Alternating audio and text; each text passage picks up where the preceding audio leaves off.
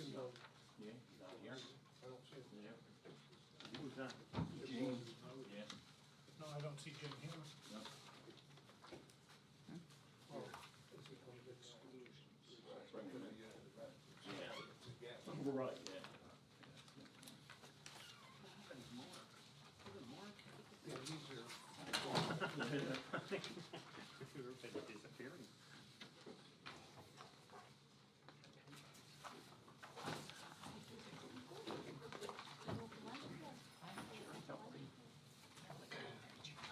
Did you hear anything? No. Actually, right before I left. Okay. I don't see him. All right. Envelopes, I think. Hi, how are you? You did? You asked me if I had them. Missed you last week, I was asking for you. He said, are you serious? Yeah. Where are they? Remember, you can't still approve the minutes, I know. but you can Yeah, do the. well, they knew I was coming. I have a question, why can't you approve the minutes? If you read them, you could say, okay, I read them. I'm not getting into that.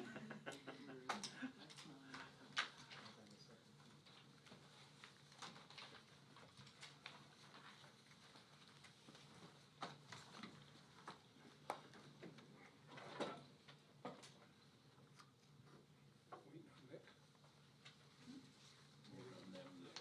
You don't mind them either way, do you? He wants to hide. Yeah, actually, Dominic, he wants to be. I know.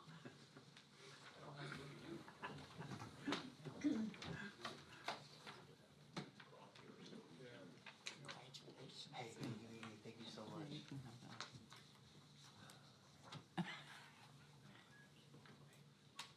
I have one. I have one. I put it in the file. Do we need to screen that? They just see us twice. We don't see between bubbles. What are they?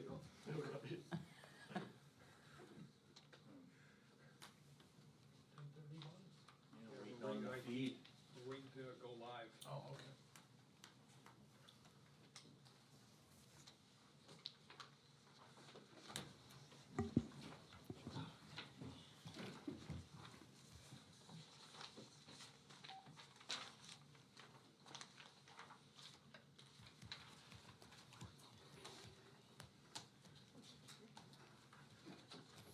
See if I can just- Well, I'm trying to. Trying to sign in.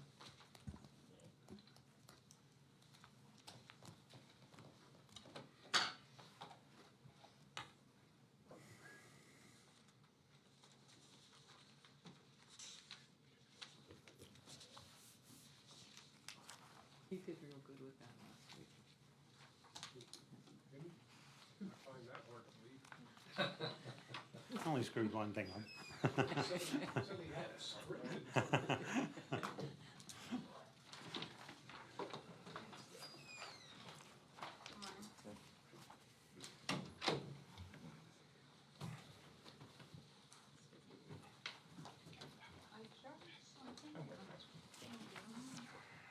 You're welcome, sorry. Make sure the guys who are getting paid to do this are doing it.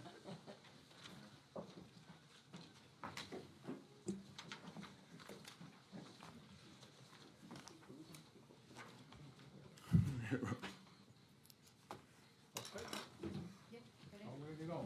Now call the meeting again. Garden County Board of Commissioners to order. Please rise for a moment of silence, prayer, and the Pledge of Allegiance.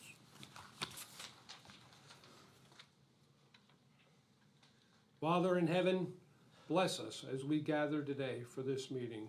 Guide our minds and hearts so that we will work for the good of our community and help all your people. Teach us to be generous in our outlook, courageous in our face of difficulty, and wise in our decisions. Amen. I pledge allegiance to the flag of the United States of America and to the republic for which it stands, one nation, under God, indivisible, with liberty and justice for all.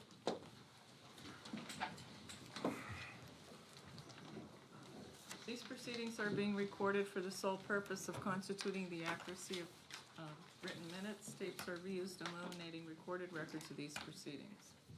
First item is the approval of the minutes of the previous meeting held October 7th, 2021, noting a correction to the payroll fund checking account dated September 24th, 2021. Check numbers should be 73938 through 73965. Motion approved. With the change, right? Yep. Yes. Good. Second. Mr. Arner? Yes. Mr. Lukasevich? Yes. Mr. Notstein? I abstained since I was not at the meeting. Under guests concerning county business, I want to introduce Dave Kupcha. Is that how you say that, sir? Yes. They'd like to make a presentation, I understand. Okay, and I want her along with me, I have 2 hearing aids, and she still has to tell me everything. Yeah. Can I borrow one of yours? Okay, well, what I want to do personally is donate $10,000 to the animal shelter. The only stipulation is that it gets to be used for maintenance and repairs. And the ventilation is real big time. So, okay.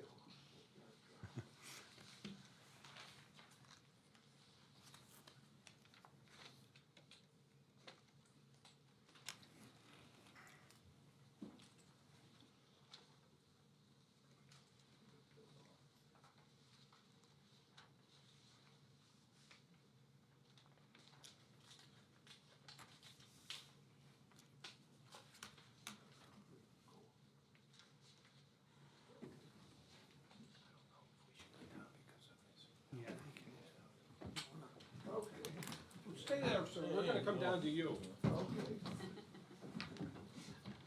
The date on here you'll see is 10/8/21, but I made it out to give right away, and they said, oh, no, you have to go through the commissioner. So be it. But anyway, I want the $10,000 for an animal shelter. It's greatly appreciated. Thank you. And I did have a discussion with him previously, and one of the things, the ventilation, as everybody has seen, we did do the blacktopping, we're doing improvements there. And the next phase is the ventilation, and this will be greatly appreciated towards that. Thank you very much. And We will Are you guarantee gonna that. bring it up or That's you what want we'll me do Okay. for your wishes. All right. Well, we appreciate that too, then. And Tom called me this morning, he says there's a gentleman and his family coming to give a donation, and usually we get, sometimes $500, $600, and I thought it was a mistake when he said 10,000, but like I said, it's greatly appreciated. Thank you very much. It'll go to where you want it. Yeah, Thank you very much. thank you. Thank you, Thank Dave. you for our help. Jared, would you like a picture while we can? Yep. I don't know if you want to bring your Don't daughter get it, along Right over? here. Come on, Dave. Go right over Here, here. we'll put you in the middle. Okay. Yeah, We'll put you in the middle. That's a dangerous. All right. Thank you, sir. Quite welcome. Put the check there. I guess we'll- Yeah, he needs help. Thank you, guys. Thank you, Dave. Okay. Thank you, guys. For everything. Thank you. We gotta give this family. I guess we can go. Okay.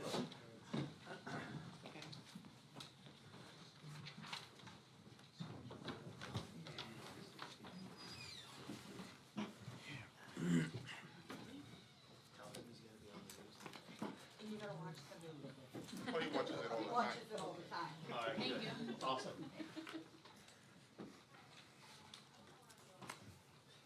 Okay. All right, we'll continue at this time. Are there any guests concerning county business? Yes, sir. You state your name and, Yeah, my name is Jerry Hoare, spelled Hoare, from Jim Thorpe. First, I want to comment about the old building, the school building up on the Heights. I saw the estimates, and I found it really disturbing that much money would be spent on an existing structure. Also, I noticed that the original estimate was dated October 5, and then the revised estimate was October 8, the day after last week's meeting. the estimates were not made public until the night before last. The Times News did not pick it up. So you're gonna be voting on something that's gonna affect all the residents of Carbon County, and they don't know about it. I just can't understand why we continue to spend that kind of money in a county that's not able to afford it. Also, I noticed that there were exclusions in the estimate, so I can see that it's gonna cost a lot more than what those estimates indicate. And as far as, I thought we were supposed to be focusing on green technology in projects in presently and into the future. And the only thing I see in the estimate is LED light bulbs. Not significant enough, in my opinion.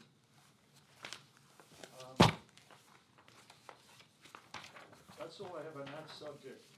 Although it's just, to me, it's just out of my imagination to be able to spend that kind of money on that building. Now, on the Penn Credit Corporation that you're considering using for Carbon County debts, I did a quick Google search, and they're pretty heavy-handed with their collection techniques. Lots of complaints online. Better Business Bureau has almost 200 complaints. I don't know whether Carbon County wants their name associated with that type of heavy-handed collections. And lastly, I might be wrong, but the appearance is that a position was created for Scott Pompa as parking administrator, and then he was put into the position, and I thought you, Chris, were gonna abstain from voting on that, but it seems that you did vote for it. And Scott Pompa being a longtime friend of yours, it just gives the wrong appearance, in my opinion. Thank you.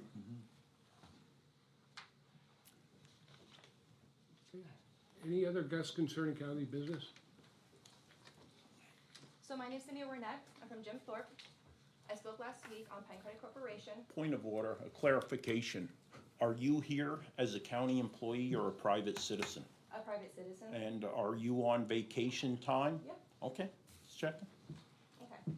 As I was saying, so my stance still remains that Penn Credit Corporation is an ineffective and inefficient way to collect delinquent court costs, fines, and restitution. This corporation operated illegally and harassed people between April of 2015 and May of 2021. I feel this speaks volumes about a commissioner and the office holder who want to hire this company to collect on behalf of the clerk of courts, who has defendants sentenced for illegal actions. Previously, Alliance One was hired to do the same. $1 million had been previously submitted to this company out of $6.5 million. I suspect that this failed since that is still an outstanding balance of $6.5 million after $1 million had been forwarded to this company to collect. I asked Tyra what resources were exhausted in collecting the outstanding debt. There are other ways for Bureau of Collections to recuperate this money than just sending out delinquent letters. As I previously stated, it takes legwork to do it. While we're on the topic, how much did you actually collect? As you stated to the Times News, there are an outstanding debt of $25 million. How did you collect $19 million in less than 2 months? Thank you. Are there any other guests concerning county business? Yes, sir. I'd like to also, I'm sorry, Jeff Schneider, I'm from Town.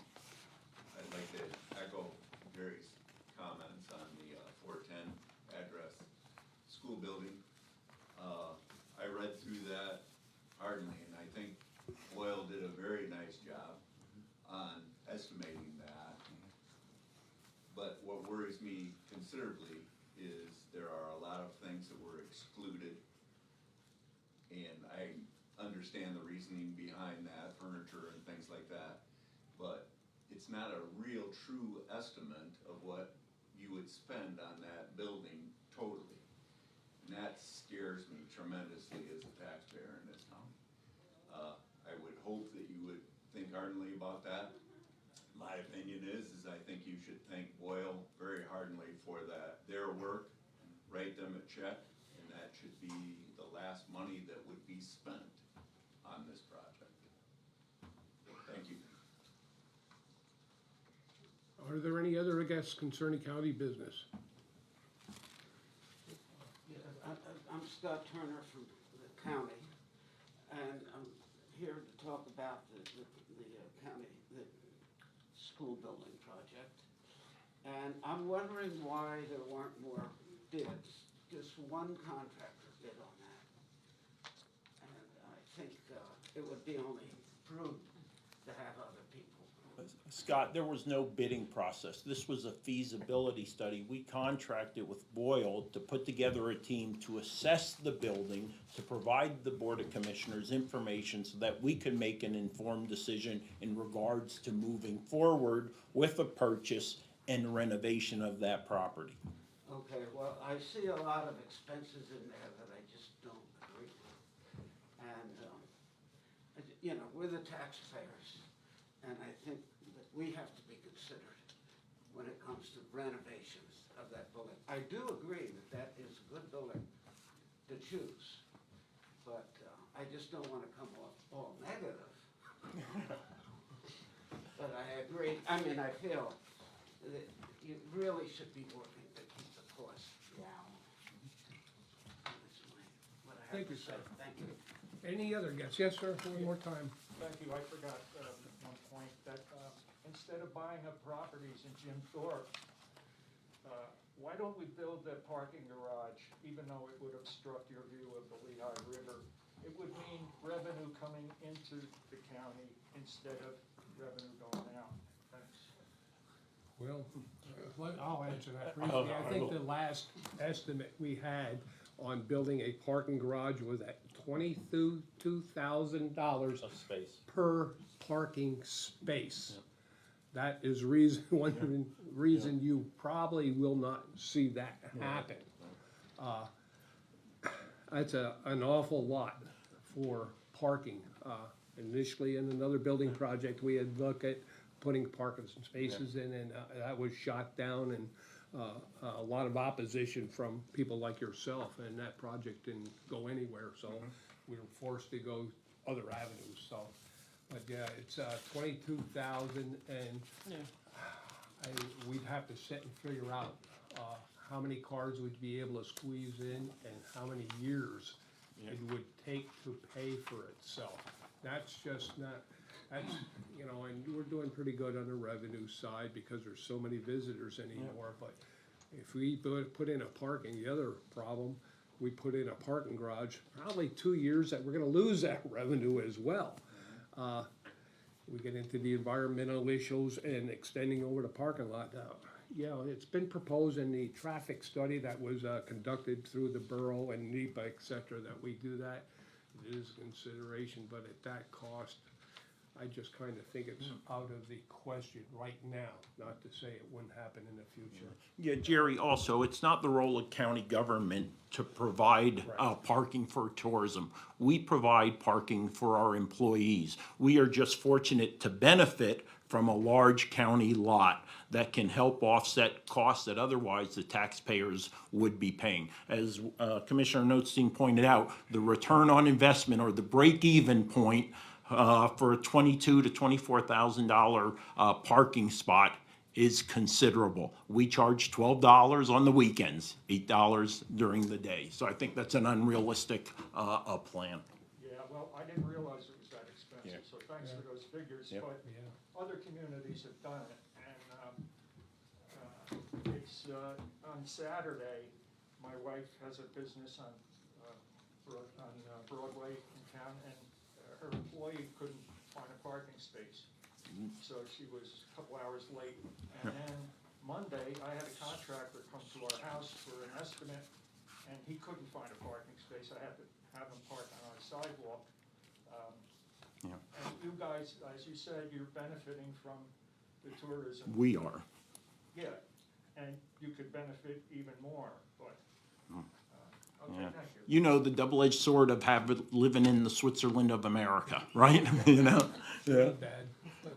And the other point there, I don't even know how accurate that cost is right now, because since we got that cost, a year ago or so, I think, the cost of construction, and part of the problem with the school building as well, the cost of construction and the availability of materials and product right now, and workers included, has increased tremendously over the last few months. And it really puts it out of range right now, so, but thanks for your comments, sir. Thanks. One more time, then we have to move on. I'm sorry, I did forget. Seeing all that is just an estimate on the building, on the school building. What scares me the most is exactly what you just brought up, is supply chain things. And anybody bidding that building is going to know that. And those bids are gonna come up much higher than what they're showing in this estimate. As to whether you turn it down or not, that's where I'm saying I think that it should come to an end at some point and not pursue that any farther. Thank you. One last call for anyone who has not spoken yet, okay. Okay, we'll move on. Is Mr. Lowe here? No, he is not. James hasn't arrived. Do you want to, what would the board like to do? Would you like to hold off on the listed resolution? Yeah, let's hold off in case he does come in. Yeah. We'll do it at the end, Yeah. just remind us. Yeah. Or worst case, could table it, you know, at the end of Yeah, at the correct. end of the day, just table it until we can find out, Not you know. urgent. Yeah. Okay. So then our next item is the opening of bids for the used equipment, the vehicles. I'm gonna ask if the board would please delay these for a few minutes Mhm. till the bids are brought upstairs from the Okay. controller's office. Okay? So next, the report of executive sessions. Excuse me. There was one executive session held on October 12th, Tuesday, 10 a.m. for personnel reasons. Next item, department reports, the budget transfers. Motion approved. Second? Mr. Arner? Yes. Mr. Lukasevich? Yes. Mr. Notstein? Yes. The supplemental appropriation. Motion approved. Second? Mr. Arner? Yes. Mr. Lukasevich? Yes. Mr. Notstein? Yes. Expenditures, approval of payroll check numbers 73966 through 73987, and direct deposit check numbers 6035025 through 6035471 for the payroll paid through the payroll fund checking account for all county funds totaling $630,052.60. This is the payroll dated October 8th, 2021. Move to approve. Second. Mr. Arner? Yes. Mr. Lukasevich? Yes. Mr. Notstein? Yes. Approval of check numbers 223845 through 223985 for expenditures to the general fund clearing account totaling $1,616,510.67. Motion approved. Second? Mr. Arner? Yes. Mr. Lukasevich? Yes. Mr. Notstein? Yes. The treasurer's report? Move to accept. Second. Mr. Arner? Yes. Mr. Lukasevich? Yes. Mr. Notstein? Yes. At this time, we'll recess our commissioners' meeting and go into our salary board. Our recess salary board, reconvene that. Okay. Guests concerning salary board business at this time. Hearing none, we'll move on. Report of executive sessions held? There were none. Next item, corrections, establish the position of one acting deputy warden at $25.09 per hour, grade S9, step I, effective October 14th, 2021. Move to establish. Second. Mr. Severcek? Yes. Mr. Arner? Yes. Mr. Lukasevich? Yes. Mr. Notstein? Yes. Okay, any further business? Yes, I Salary have board? one. I'd like to move to modify the agenda with one additional motion. I need a second in order to make that motion. It's gonna be regards abolishing the acting parking administrator, senior technician position. So, and because we're putting the other person in, Right. so it's, He moves, And it on the wasn't that- 14th, he becomes the actual if the vote. yeah. I see no reason why it can't hold till, so it does get properly advertised.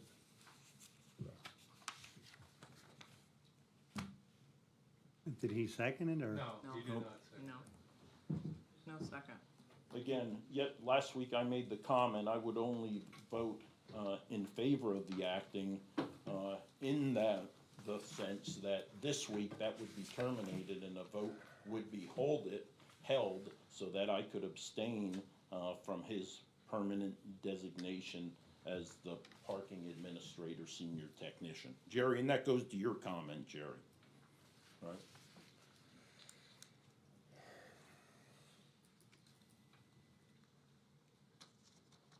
I don't see a Maybe problem just with, for clarification, if you were to abolish that position and then come out and for some reason the personnel report would not be approved, there would be no position left for that person to remain at. So, am I correct, Solicitor? yeah, possibly, I guess, because that's his current position, if it wouldn't be approved to go to the Then parking you wouldn't have a administrator. status quo because the position would be abolished. My suggestion would be you abolish it at the next salary board meeting. Right, and that's what I'm thinking. I mean, it's you know, just a to be technicality, 'cause safe, it's- Yeah, Yeah, how can you abolish the position? Well, I'll make it effective the 16th contingent upon the approval of the personnel report. That's That would be fine. the motion I would Right, make. I'm just making Right. a point that Yeah. if you were to abolish it and then not approve the personnel. Sure. When you came out of the salary board, Yep. that person would be in limbo. All right, I'll second that. So, so clarify the motion. okay, well, now I will make the motion because first we have to vote on adding it. Yes, first, your first vote is to modify the Modify. agenda. And we have a first and a second. Okay. So now we will pull the board. Mr. Severcek? Yes. Mr. Arner? Yes. Mr. Lukasevich? Yes. Mr. Notstein? Yes, Okay, so move to abolish the position of acting parking administrator, senior technician, effective 15 October, contingent upon approval in the personnel report of the nomination or selection of Scott Pompa as the parking administrator, senior technician. I guess you're looking for me to second it. I'll second it. Second? Okay. Mr. Severcek? Yes. Mr. Arner? Yes. Mr. Lukasevich? Yes. Mr. Notstein? yes. Okay, any further business for the salary board then? Hearing none, we'll, I see no reason to recess it, we'll adjourn salary board until our monthly meeting in November. Good. Okay. Now reconvene the weekly meeting of the commissioners. And the next item is the personnel report for county departments.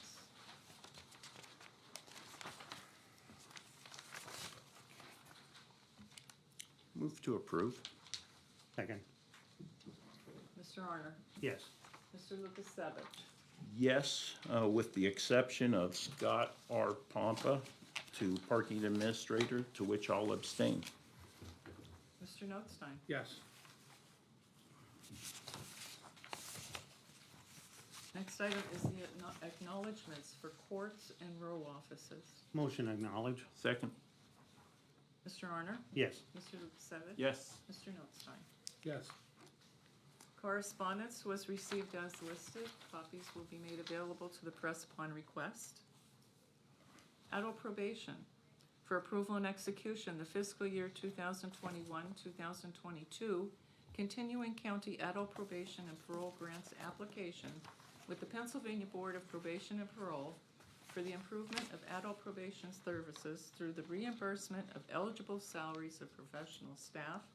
Total revenue, $60,640. Motion to approve and execute? Second. Mr. Honor? Yes. Mr. Lukasevich? Yes. Mr. Notstein? Yes.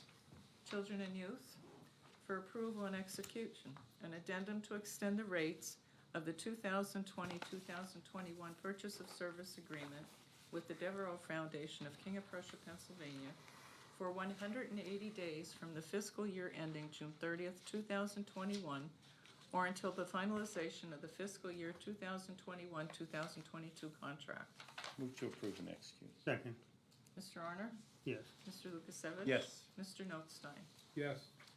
Clerk of Courts, for approval and execution, an agreement with Penn Credit Corporation to assist with the collection of costs, fines, and restitution on delinquent accounts after the Clerk of Courts Collection Division has exhausted all resources to collect outstanding debt. A fee of 25% would be added to the outstanding debt total per case at no cost to the county. The agreement shall continue until terminated by either party upon 60 days written notice to the other party. So move to renew motion 21485 from last week, which is here labeled 21497.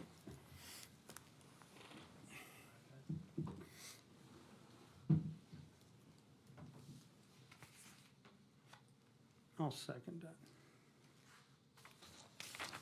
Mr. Honor? No. Mr. Lukasevich? I'll call for discussion. All right. Can we after one vote, technically? Well, there was, you technically called for discussion, there was none, so I guess. you Well, should- where was the call for discussion? Did I miss that? Well, that Well, comes we- after when it's seconded. Right. And you normally say. Right, yeah. After the second is normally when you say it. Mhm.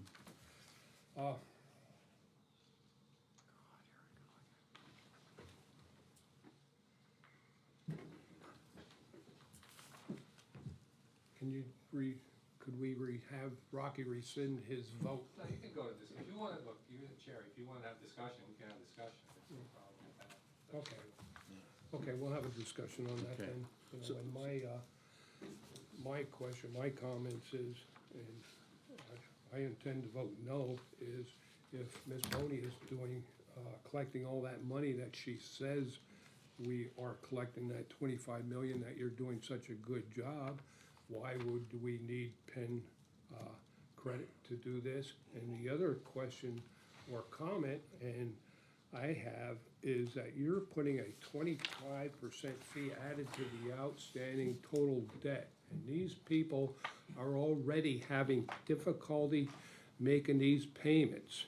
And I know we have a system that we use to make credit plans, is that correct? That we have credit plans or payment plans, not credit, but payment plans for these people to come in and make that payment. So I see no reason that we have to contract, and plus the concerns of the company. Those are my comments. So these criminals aren't making payments. That's the whole point. And victims are suffering because these criminals aren't making payments. The taxpayer is being penalized because these criminals aren't making payment. The county is being penalized because these criminals are not paying, are not being able to be collected upon. I want to thank Mr. Rich Templin, the president of Penn Credit, Mr. Tom Foley, the CEO, who gave me the gift of their time and insight to have a conversation in regards to their work with the Pennsylvania's AG office, Pennsylvania Department of Revenue, talking to me about issues and concerns about collection agencies and how they deal with processes and procedures with these accounts. We, as the county, we as elected officials, have a moral obligation to the taxpayer, to the county, to the victims, to go after these funds. Anything short of that speaks to the person who votes against us. I'm going to tell you, we have a moral obligation to do this. 25%, 20%, it's all in the same ballpark. No collection agency is gonna do this for less. This is a historical number. Municipalities all across the country use this very organization. The same one that you can look up, Dun & Bradstreet, Better Business Bureau. How many collection agencies have rave reviews? Right? None of them. You know what? I'm a middle-class kid. I grew up having phone calls at home from a guy named Maurice. You remember Maurice, Mom? Yeah. Right? Yeah, right? Waiting, hoping the tips were gonna be a little bit better at Hojo's the next night so we could pay our bills. So I've been there as a young boy. These are criminals. They need to pay. We have a moral obligation of a society of rules to make them pay. This is the only way justice is going to be served on these individuals. We go out, get after them, and collect the debt that they owe to society, to the victims, to the county and taxpayers. Question for Ms. Boney. Will the people that are on the payment plan, have they been given the people, or all these people given the option of that payment plan? May I speak? That's what I'm I have asking. something I'm prepared. asking the question. Are those people, are all these people given the option or advised of their option to make those payments? I have something to say on that, and I will answer your question. Do you mind if I say something before she gets into it? Last week when I was running the meeting and I said we tabled this and I said I needed more information on this, and this was put on right here before we came into the meeting. I also emailed that to you, I didn't know if you saw it, that's why. Well, I get like 800 emails a week. Everybody that has a problem has my phone number and they always call me. And it doesn't matter if it's 10 o'clock at night, they call me. And if this was that important of a reason, but I'm looking back at this, that, and I see where Chris is coming from, that not everyone is gonna have a great, report. But I look back at this, I think it's a little bit confusing here, because if we turn this over to them, then the way I understood it, that if they don't do anything within a certain amount period of time, it comes back to the courts again. So how is this gonna work for us if it's just going 6 months? People are gonna void for 6 months and it's gonna come back to the judges again. So what are we doing here? I mean, and like I said, if it is a great idea, I mean, I could see it explained, but I think we have to go to the courts and say, okay, is this a good idea or is it not a good idea? We don't need these people juggled back and forth for 2 years and nobody knows where the payments are coming from. And that's why okay, and that's fine. If I may have the opportunity to speak, I'll be happy to share it with you. Just a second. So solicitor, clarify for me, a conversation was held with the clerk of courts, representation from the courts. Is that correct? Yeah, court administrator. With the court administrator, who speaks on behalf of the courts. Were there any objections made to this company by the individual who spoke on behalf of the courts at that meeting? Okay. Now I'd love to hear from Mrs. Boney. Okay, great, thank you think for we the all would. opportunity to speak. First and foremost, I don't wanna use this platform as a debate against my opponent here, but I would like clarification on, once again, the false accusations and lack of knowledge, in regards to my office. The clerk of courts do not sentence defendants, the courts do. Our collection and payments and disbursements are public record. You asked me for more information last week, Rocky, and I prepared that information for you and others. The conversation held last week prior to the motions highlighted an educational need for what exactly happens in the Collections Division. The Collections Division is responsible for collecting court cost fines, restitution owed to victims, taxpayers, state, boroughs, and municipalities. At the conclusion of the backlog, there was $25 million outstanding in funds, which is 6.5 of that is delinquent. The previous administration had antiquated processes in place for waiting for defendants to contact the office. Included multiple mailing notices and minimal communications and no pursuit of delinquency accounts. Historically, the longer the funds stand outstanding delinquent, the harder they are to collect on. For this reason, the best way to address the issue of delinquency is prevention. For that reason, the collections coordinator directly sets up a payment plan within 10 days after the court order and cost sheet is mailed to the defendants, as well as laying out a structured plan for those delinquencies. The clerk of court's office also introduced technological improvements in 20 and 2021 that streamlined the processes, improved communications, and helped delay and remediate the communications of those defendants. Most recently, through collaboration with our adult probation department, the use of their software as of July 2021, we can provide an option of electronic delinquency notifications for defendants. For this process to be successful for all parties, the defendant must have a mobile phone number and email address on file. These notifications are sent out the 10th of every month.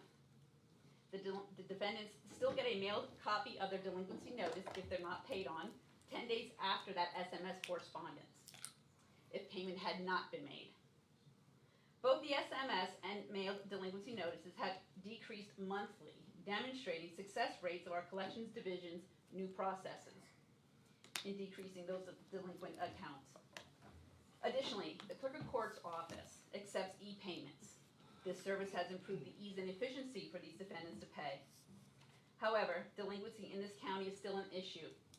Considering previous administration set the precedent and did not actively pursue further, as well as some of the backlog-produced cases that are multiple years old and we no longer have valid addresses or phone numbers, which is something they are supposed to keep up on. They court ordered to say to our department what your current address and phone number is. This not only impacts the county, but also those who are victims and are owed restitution. If the county does not receive payments, we cannot pay out to those victims. Processes now are once a delinquent account receives 3 consecutive mailed notifications, their case is forwarded to Alliance One Collection Agency.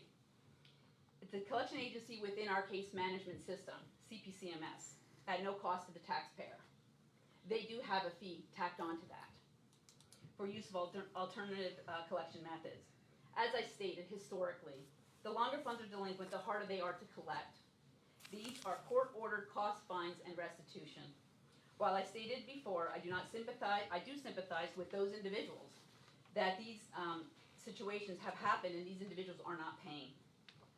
And they basically lost communication with us, therefore we don't have the means to contact them, and we've exhausted every avenue we can.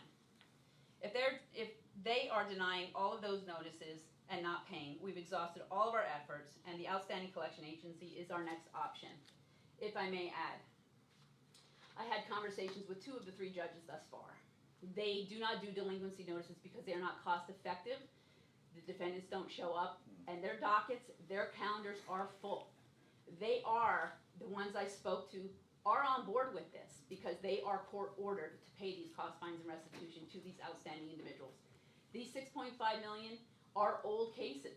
We've exhausted multiple text messages. We've exhausted multiple letters. We've exhausted our resources within Alliance One. This would be the last effort to try to collect for those individuals. In the event those cases come back, we then need to revisit the courts and ask the judges, what do you want to do at this point?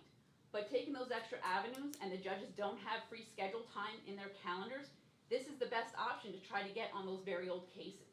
So our office is very adamant and taking every precaution going forward to contact these individuals. But when we've exhausted all of our resources, this is our last option in trying to get money for those individuals. Could you clarify, Alliance One is part of the process? Yes. Are they associated with AOPC? Yes, they are. Okay, so that's the AOPC collection agency. Correct. So when you guys are not successful for whatever reason, it goes to Alliance One, AOPC. Correct. Affiliated. Then now the last resort would be Penn Credit. Correct. Right. Thank you. Ms. Boney, are you answering with your information provided specific questions that were asked to you post last week's meeting?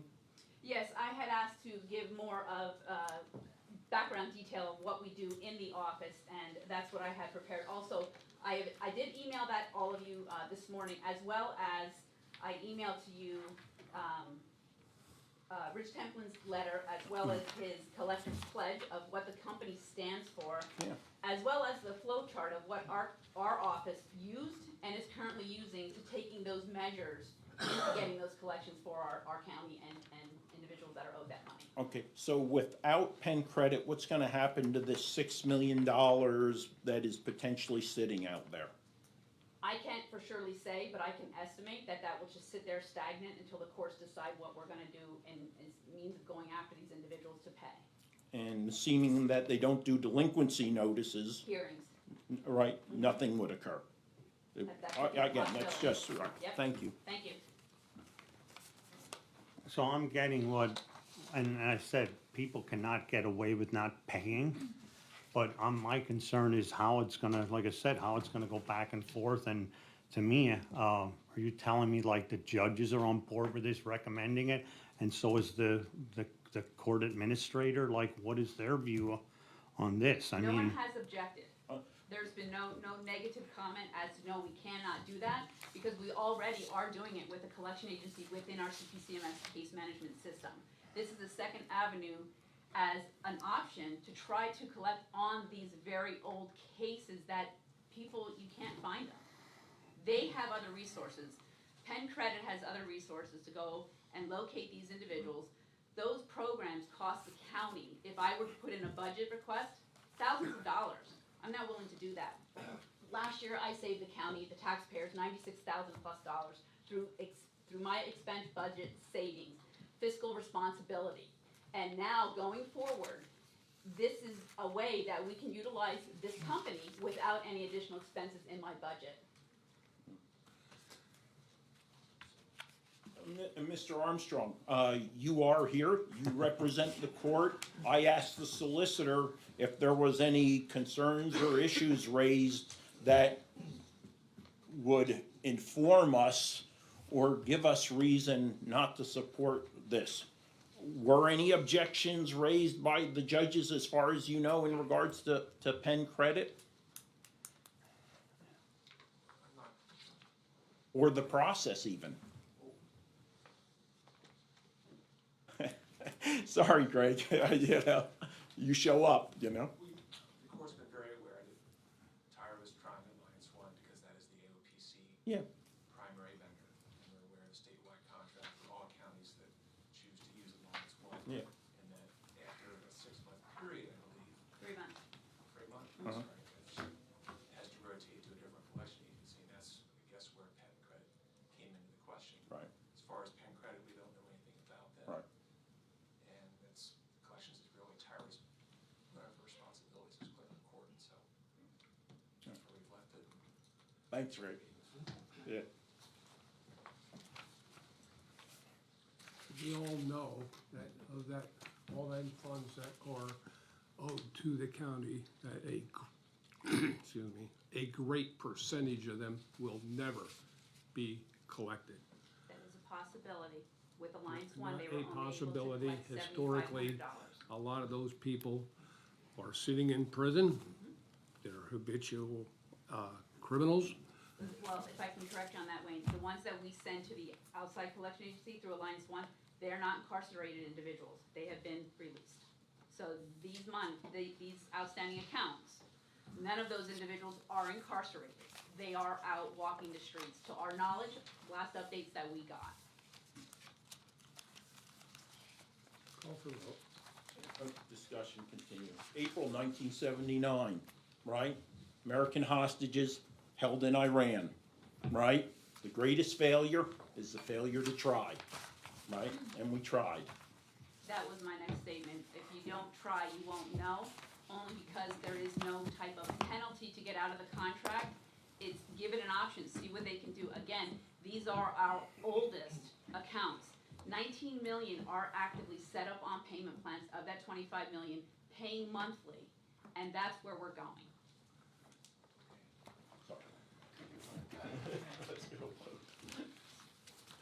Okay, so we had one vote. Mr. Arner, your vote was no. Quick question. Would it be, I don't wanna make this a political issue, maybe we should table this for 1 month, my suggestion. It's not a political issue, it's a responsibility of the office to collect for these individuals. Wait, there's this discussion with the board, not with the public. Oh, okay, thank you. So, I think, are we making a motion to table? I would make a motion to table this. So then is there a second to table? Yeah, and I would We second get a that. period of time associated with that, just to Yeah, clarify, and like I said, we can't let Well, people get away with Do you it. wanna make, Wait. we'll make a motion? Wait, Okay. Yeah. You understand that we're making a motion, that he's making Yeah, a motion? yeah, to I table. agree, Wayne it is definitely making has to be. For how long? To make it 4 weeks. That way we'll have the official tally of all votes, et cetera, and everything else, so. who's Okay. the second? I'll second. Maybe give me more time to talk to the judges and courts. What happens to the middle of the board hold with the first motion? I guess I'll have The to. table stops then. Yeah. Okay. And I like, Okay. and Now we're gonna vote. can I Now still we're have? gonna vote. Oh, okay. Motion to table. Motion to table for 4 weeks. Mr. Arner? Yes. Mr. Lukasevich? No. Mr. Notstein? Yes. Okay. Okay, would you want to do the vehicles now or put them at the end of the meeting? Right before solicitor, let's do that, okay? Okay. Okay, next item is planning and development. For approval, the fiscal year 2021 CDBG projects for entitlement and non-entitlement communities as per the attached list. Move to approve. Second. Mr. Arner? Yes. Mr. Lukasevich? Yes. Mr. Notstein? Yes. For approval and adoption and execution, the fiscal year 2021 CDBG resolution. Move to approve, adopt, and execute. Second. Mr. Arner? Yes. Mr. Lukasevich? Yes. Mr. Notstein? Yes. Vehicle fleet financing for approval. A proposal submitted by Enterprise Fleet Management of Harrisburg, Pennsylvania for one additional vehicle under the Vehicle Fleet Financing and Maintenance Master Open-End Equity Lease Agreement approved on April 27, 2017, agenda item number 17-159. Vehicle and monthly cost is for a term of 48 months, 2022 Chrysler Voyager at $697.90 per month, to be assigned to the Children and Youth Services Office. Motion approved. Second. Mr. Arner? Yes. Mr. Lukasevich? Yes. Mr. Notstein? Yes. At this time, let's go back to the opening of bids. Yeah.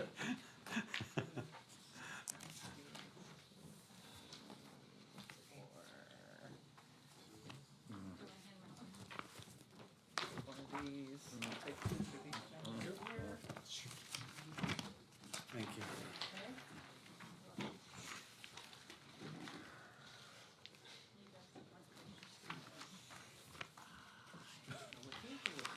Item one is, if I'm correct, item one would be the 95 Chevy van, correct? Is that right?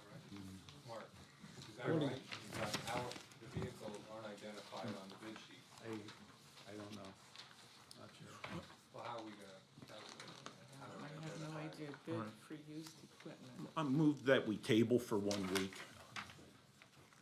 I mean, without knowing the vehicles, again, I don't think, Yeah, it's, Yeah, it's an just issue. weren't they It's not identified on the properly envelopes? marked, is it? Bid for used equipment, number one. Oh. Bid Oh, for so- used equipment, number two. Would that coincide with the advertisement? No, That's, Yeah, number one is, doesn't go by that list then. I don't even have that.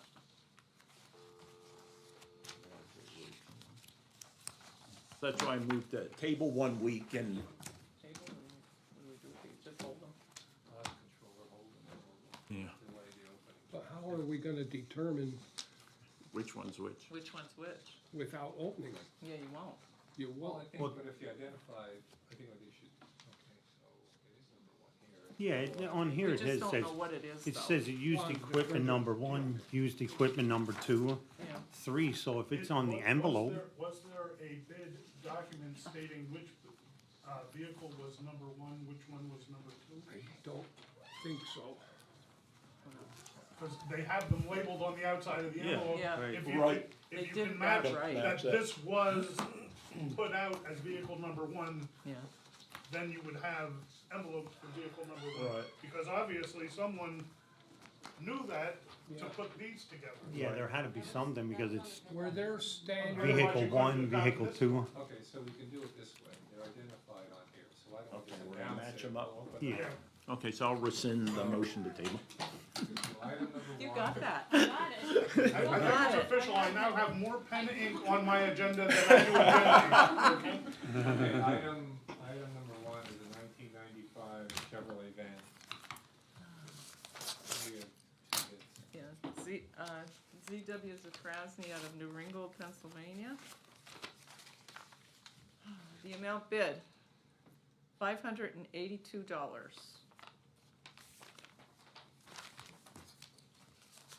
Next bidder is Tim Bernhardt of Jim Thorpe.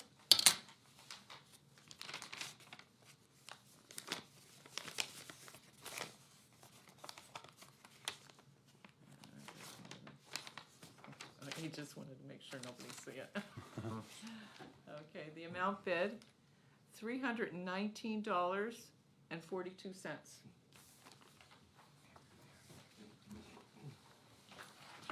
Vehicle number two is 2003 Chevrolet Tahoe 4x4.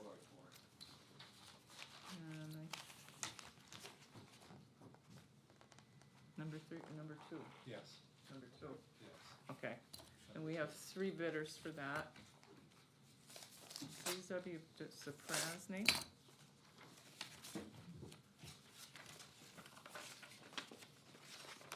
The amount bid, $886.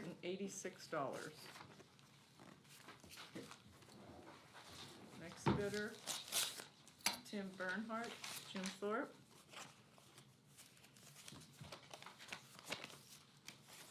The amount bid, $514.29.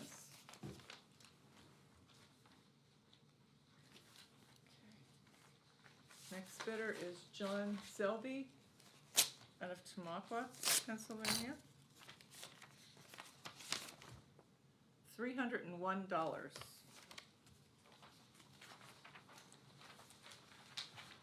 Vehicle number three is a 2001 Dodge Dakota. First bidder is J.W. Zaprasny.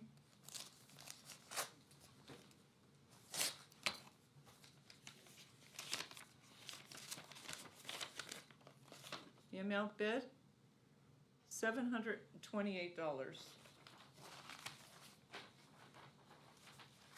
Next bidder, John Selby, Tamaqua.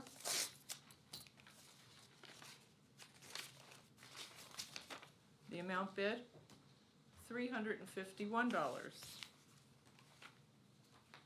And the last bidder on that one is Ken Sensi out of Weatherly, Pennsylvania.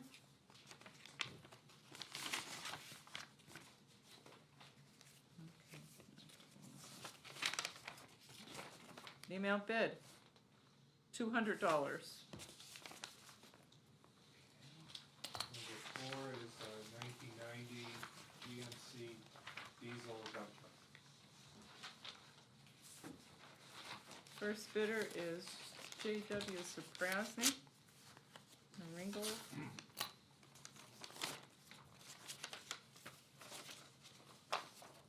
The amount bid,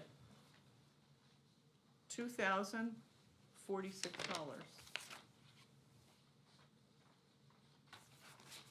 Next bidder is John M. Selby, Tamaqua. The amount bid, $1,251. Next bidder, Ken Sensi, out of Weatherly.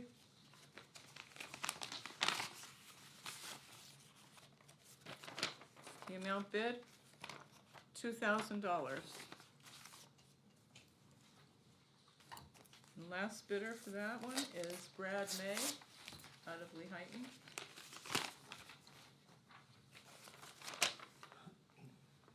The amount bid, $552. Item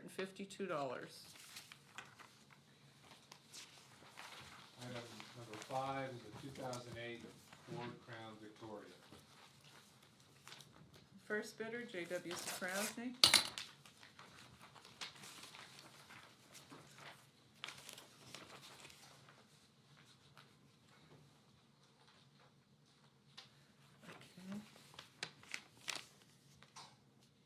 $829.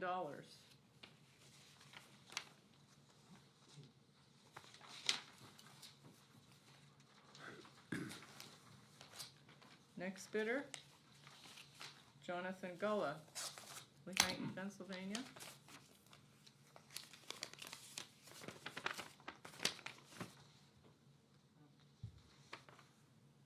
$173.65. Item number 6 is a 2010 Ford Crown Victoria. First bid, J.W. Saprowsny.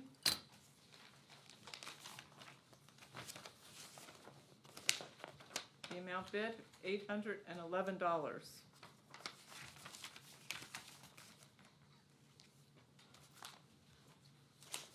Next bidder, Tim Bernhard, Jim Thorpe.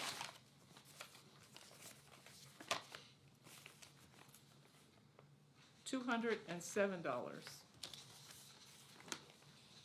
the final item, number 7, is a 2010 Ford Crown Victoria. First bidder, J.W. Saprowsny.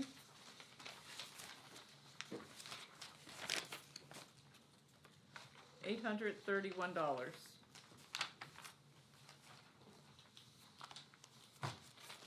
Next bidder, Tim Bernhardt. Amount bid, $204. I would entertain a motion to award all 7 bids to Saprowsny. I'll second that. No, I Oh. entertain, I asked for, if someone would make it. Oh. I'll make it if you don't want to. I'll make it.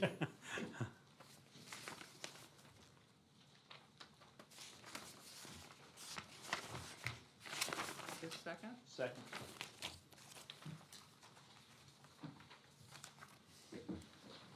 Mr. Arner? Yes. Mr. Lukasevich? Yes. Mr. Notstein? Yes. Come and get them now. You got 10 minutes. Okay, the next item is the solicitor's report. Thank you. Parks and Recreation, banner request for approval and execution. A banner request was submitted to St. John's Lutheran Church of Jim Thorpe for 50th Annual Switchback Scamper, 10K Run, 5K Walk, October 24, 2021. The banner request is for the period October 14, 2021 through October 24, 2021. Motion approved. Second. Mr. Arner? Yes. Mr. Lukasevich? Second. Mr. Notstein? Yes. School district building for consideration, provide official notification to the Jim Thorpe School District of the county's decision relative to the administration building located at 410 Center Avenue, Jim Thorpe, pursuant to the letter of intent. Move to modify the motion. So let me go ahead and read that, because I know we're probably going to go to discussion anyhow, but let me go ahead and, so I would move that we provide Need a second to that modification? Yeah. I'll second. To modify it, yeah. Right, yeah. So, move to notify the Jim Thorpe School District of the county's decision to purchase the administration building located at 410 Center Avenue in Jim Thorpe, Pennsylvania, as outlined in the letter of intent and with a final FMV, fair market value, purchase price, or not to exceed a fair market value purchase price, negotiated in consideration of the inspection report results specific to roof deficiencies and necessary abatement.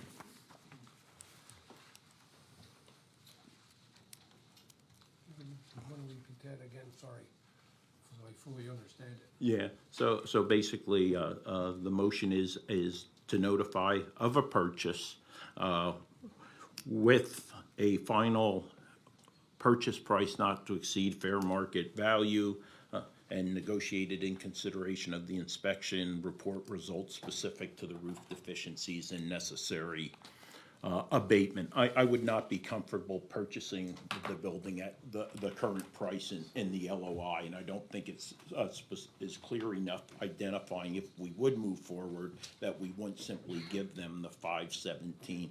So just to clarify the motion, would it be, you mentioned fair market value would be not to exceed the fair Correct. market value that we have in the It would- letter of intent? It would not to exceed a fair market value taken into consideration, because the fair market value at this time does not take into consideration the abatement and roof deficiencies.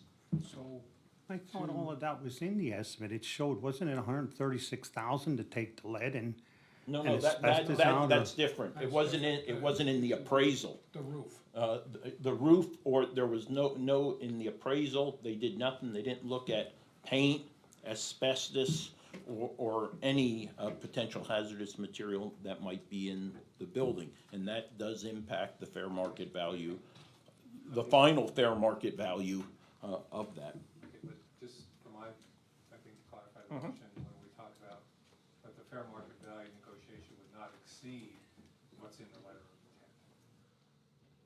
In other words, it wouldn't be higher than that. Well, that's correct. Right. It would That's not. what I'm saying, so it would be not fair market value. Not to exceed, right? but in consideration of, Right. yes, Okay. yep. Fair market value not to exceed what's in the letter intent with due consideration for the report results. So this is basically a motion to buy the building? Right. Okay. Right, buy the so building. if we would And I would agree like to- to have a little bit of discussion Yeah, on oh, that yeah, before, yeah. before this even happens. Yeah, well, that's, Right, but right now, you just have a motion. yeah. Okay. I just wanna make sure, Rocky, if we decide to go ahead, that there's no thought that we're gonna stick to 517 and not consider But the way the that that results reads, of the resort. we're gonna buy it if that comes back. It should be that we could have a further discussion on it if we wanna buy it. We're committed to it if this comes back and they explain it to us. No, the problem with the way the motion is written, it was written so it could go either way, but that's not a motion. A motion has to say either we're going to or we're not. So what I did in order to go to the point of discussion based upon the reality that we're in right now, make a motion to buy it, or I could say, I could just as easily, change it, but I think, again, this allows it to go to discussion based on the letter of intent, which was, we have an intent to purchase, therefore. And you can tell me if I'm wrong, but just to respond to attorney, or, Yeah. See, you finally got one. Yeah. The motion is to go ahead with the purchase. The motion is, not the commotion, you said commotion, the motion. There is a commotion. Yeah. The motion is to go forward with the purchase, but to renegotiate the purchase price for something less than what's in the agreement, Right. the letter of intent. Should this be Okay. approved, should this Should be motion approved. Should pass, be approved. which That's we the- haven't voted on yet. Right. Correct, yep. That's why we hire you. Good job. Yep.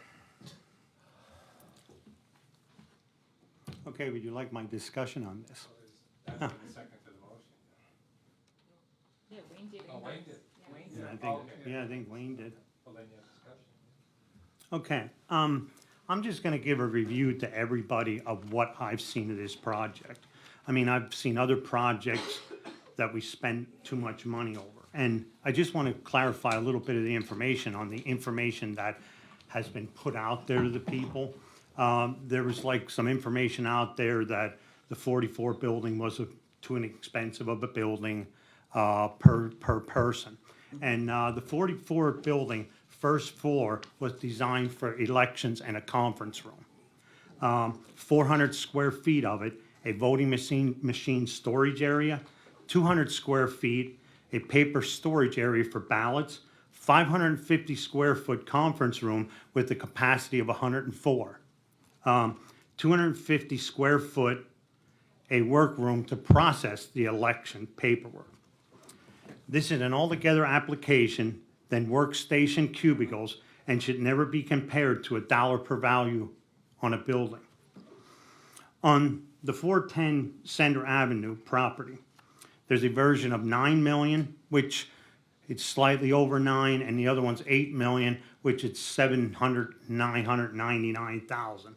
I mean, you might as well say it's $8 million. The $8 million version, children and youth would have 1,820 square feet on the first floor, 6,384 square feet on the second floor, for a combined of 8,204 square feet. Aging would have the remaining 3,374 square feet on the first floor. And that was without the option, the 9 million was doing other renovations that would have been done to the building and plus to the parking lot. With proposed 50 children and youth employees and 18 aging employees for a total of 68, there are only 62 parking spots. My question in this picture, who would think of this, like even for the traffic that is going up to that building, you can't even drive up that road without pulling over, and where did aging ever come into this factor? We're bringing 18 more people to Jim Thorpe, where we're trying to get people out of Jim Thorpe that don't have to be here to ease the traffic. And a little bit of history on children and youth. Children and Youth currently has 4 caseworkers without a workspace. Another within the next year, we're going to hire 9. And that is with the problems that we have in that department, and that is what the state is telling us to do. You know, and these were things that should have been taken care of years ago. I mean, I build a house, if I get 2 houses, I hire more employees. There was never anything updated, you know, upgraded in this department. And they went from 32 cases down to, I think the state wants you at 19 now. Like, this should have been stepped up to. And I'm not taking anything away from the past commissioners. I mean, they looked at things and they wanted to balance the budget. But, you know, I have, and the commissioners, in fact, when this all started off, I had this property that I presented, and we sort of put that to the wayside. But now I brought it back up to them last week because this here, to me, $9 million is an awful lot of money. And I have the alternate plan, and that would save the taxpayers money. St. Luke's owns a building on Iron Street, Lehigh, approximately 9,641 square feet that the county could purchase for $510. I think, did everybody hear that? $510 that could be moved into tomorrow. I mean, 10,000. yeah, 510,000. Difference. So 3,530. Yeah. So.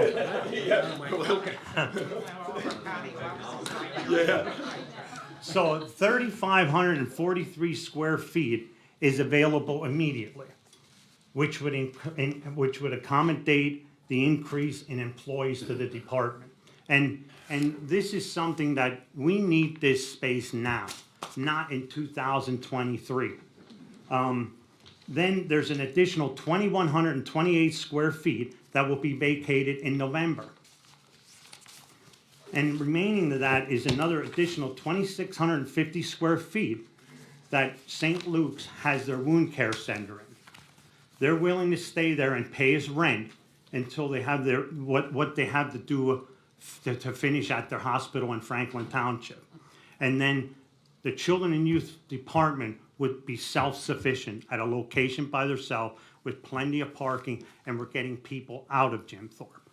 And and just to go a little bit beyond that, I just want to tell everybody what we're spending here in the county, what I'm looking at, okay? The money for renovations, we have $6,869,140 to renovate the courthouse. $5 million for the training center, possibly $1 million at the prison for safety and security issues, and that could be more. This building here itself, every day we're repairing, not every day, but once a week, we're probably repairing something here. The plumbing is bad.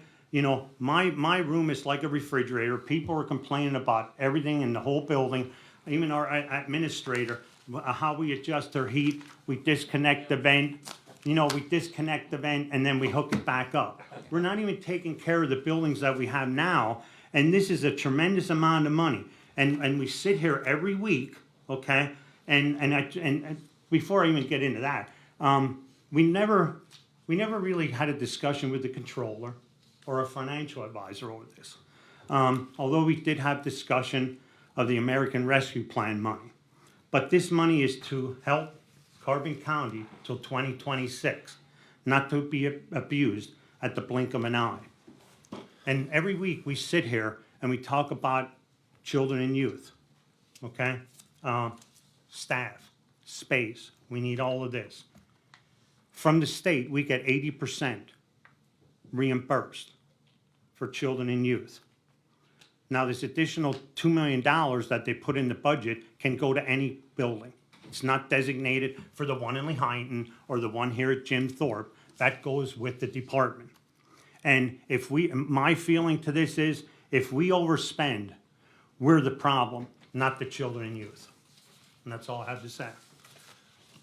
I have a lot of things I want to point out to the constituents.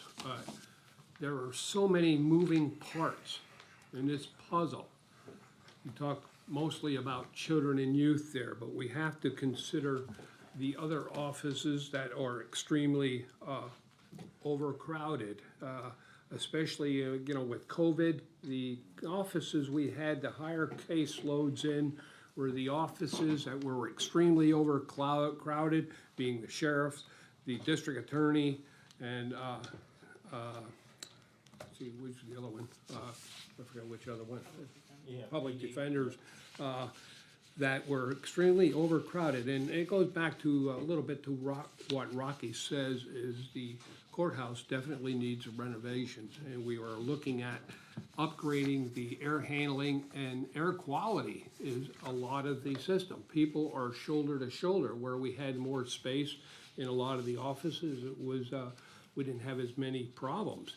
The children and youth, Rocky was right there. We currently have 29, I count, positions open. I think we had a resignation last week that was accepted. So at 28, but we have 29 positions we were hoping to fill. And it will be over 36 for sure next year. Our projected budget, in children and youth, what we spend in that office now, 2021 budget, which ended the end of June, was $5,727,000 roughly. Our budget for 21-22 is $6,300,597 projected. But this includes that $2.5 million that we were looking at, which is for renovations of a building, etc., would still be about $7 million in the budget in children and youth. These are the issues the counties are faced with making decisions. We have a district attorney's office. It's overcrowded, as I mentioned, 15 people. If you go in that office, and I did take pictures, I wish I had them printed out beforehand. I did not get the time.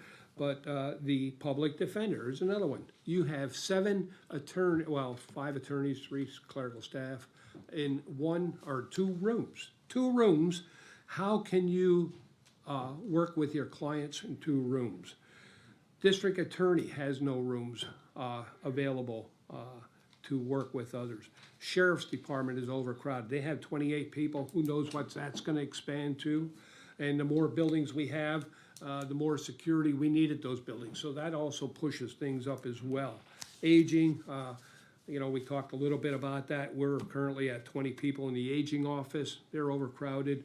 And, so we're really have a lot of problems there. Some of the problems, children and youth, Rocky talked about the caseloads. That's because of mandates, legislation that increased the documentation, time involved in investigations, the amount of people who must be interviewed, and also increases the reporting requirements of our workers.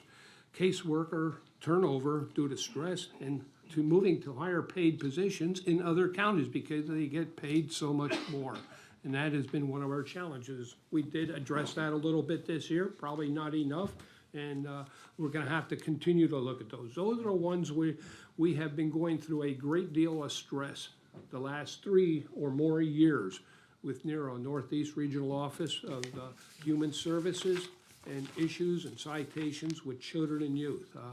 We had a turnover, large turnover in that office as well, and some of it was management. We have a new person, a director there, compared to the other offices, and the amount of people she supervises and what she puts up with, it's far underpaid compared to a lot of the other law offices, and I think we all agree on that. And we certainly have to address that here, because we don't wanna lose her.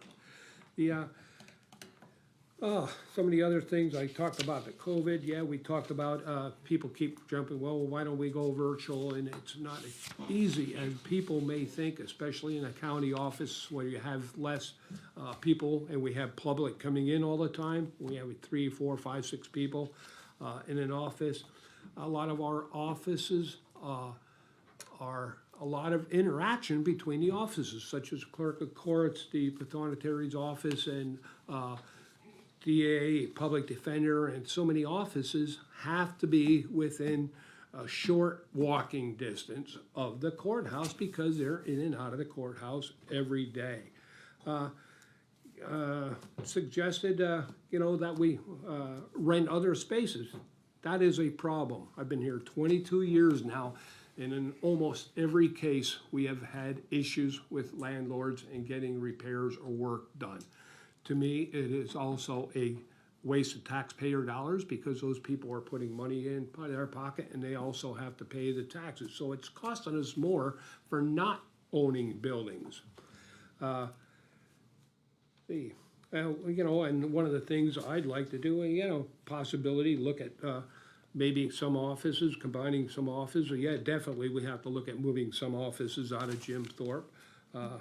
It's a major issue. Courthouse renovations, I know we're looking at another possible space to conduct a temporary courtroom.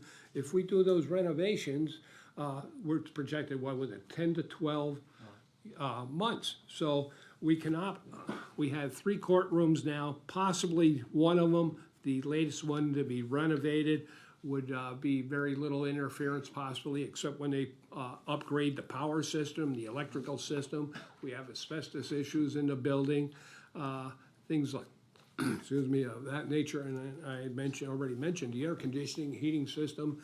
The air quality in that system has not been good to begin with, and that causes problems, more health issues to the employees. So we get into those high costs that you talked about, sir, in renovating buildings. And it's extremely unfortunately, we wouldn't do anything sooner. It has really skyrocketed. But when you're looking at these renovations compared to, and I'm not talking I don't even know how I'm gonna vote yet today, to tell you the truth. Because this is such a difficult decision, because there are so many moving costs and costs to the taxpayers. To the first estimate we had, I think, was $240 per square foot for renovations, $400 a square foot for construction. And we also have that issue of going out, okay, where are we gonna build children's youth? Yeah, we can move them out of town because they don't have to be inside the courtroom like they used to, because they have their own hearing officers and that, et cetera now. So what can we move out of town? Should we take a pause, look at other buildings? I know, people are telling me, hey, go up to Kovach, yeah, maybe 1 or 2 of those buildings. But again, I go back to with this security and having too many buildings as well. The building projects we have looked at since I've been here, and I brought this up before, was we had a building that was appraised at $300-some thousand in the informal appraisal process. They appealed, or it was over 400, I'm sorry, it was over 400,000. They appealed informal before we got the appraisals from the company, and they had it lowered to less than 400,000. 1 year later, when we took over the reassessment of all the properties, they wanted to sell us the building. It would not budge off of $825,000. After we go out, we look at the building, we get appraisals. We looked at other bank space from the bank, renting the upstairs, putting a walkway into the courthouse. We looked at it twice already, getting a cost estimate, what it would cost to do that, to try to stay locally. That didn't work out. We were offered a commercial business here in Jim Thorpe, rental. But they wanted, what we have to do by county code, go out there, get appraisals, what did it cost us per square foot to rent, which came in higher, and they wanted us to pay, I think it was at that time, well over $150,000 in renovations out of our pocket for a building we don't even own. So we have tried to purchase other buildings. We tried to put up the other building with the parking garage, and we got nothing but flack from a lot of the residents here in Jim Thorpe on that, you know, and the stained glass and everything else. We go into the 44 building, which is looking pretty good, I must say. It's expensive, it better look good. Right.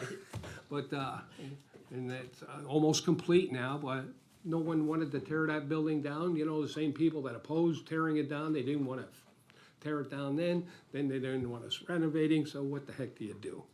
You know, I understand all your concerns, because no matter what we do, we're damned if we do, we're damned if we don't. It's just so difficult of a decision, and in my 22 years, I think the other biggest decision was selling Weatherwood at that time. And I think this is far worse than that. How do you tell over 200, or about 250 employees that don't work for them anymore? You know, the hardest day of my life when I had to go up and tell them that. This is even worse, I think. But I'm gonna have half the constituents yelling at one side and half on the other side, so. The ones I wanna listen to, I'll put on my good side. Yeah, right. But yeah, it is, you know, so, there's other moving parts, and just a few, and I wanted to take the time today to really educate the public that, hey, we have looked at all these issues. We looked at other buildings, we were offered other buildings, but either renovations, cost, et cetera, it knocked us out time and time again over the years. So we do have to make a move, especially in children and youth right now.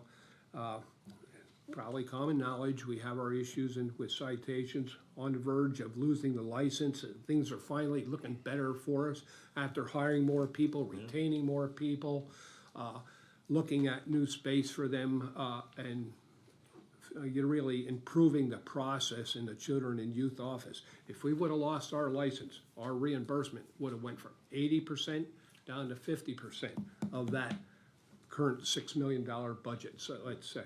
So we have some serious concerns and priorities we have to look at. So we'll wait and see the day after the vote and see what happens. I look forward to take a couple minutes of additional time. Obviously, it's extremely important that we do due diligence. We involve the public in the conversations to understand their position in regard to that, because as it makes us better, allows us to make better informed decisions, right? Commissioner Notstein was talking about the 76 Susquehanna Street project, right? Take us back to March 2018, then in 2019, the board decided to kind of set it aside and let this board determine kind of the way ahead. At that point, as a two-level parking garage with about 24,000 square feet of office and conference space, and even a courtroom up there. That was based on a want assessment, not a needs assessment, right? You go out and ask, what do you need? And they tell you what they really want instead of need. But nonetheless, it started identifying that we needed at least 24,000 square feet. But guess what? That office really wasn't gonna meet what has occurred recently with like children and youth services. So that, yeah, what's to say, things aren't gonna change between now and the time we move into a new even building or start, whatever we do. right? So our needs are great. You know, in January 6th of 2019, I did make a motion that we kind of do what I call a strategic pause, and for 90 days, look at our building plan. We didn't do that formally, but nonetheless, because of the way contracts play out and how discussions is, we probably spent months, before we got anywhere close to any decision of how we wanted to move ahead with 76 and 44. And we came up with a pretty good plan. But I'll also highlight, for the public who was not involved in the internal conversations, we did look at many buildings back in March of 2019. I mean, you have the YMCA building, the Sargent building, the school district office, back then. Looking at, could we build in Packard and Yards? We all know it's a special flood hazard area. You can't really put anything down there. But nonetheless, due diligence was being done by this board. I may not have agreed with ultimately where we went, but nonetheless, we had those thoughtful conversations. So we aren't approaching this decision willy-nilly by any means. And look, the fact is, that's $2.66 million.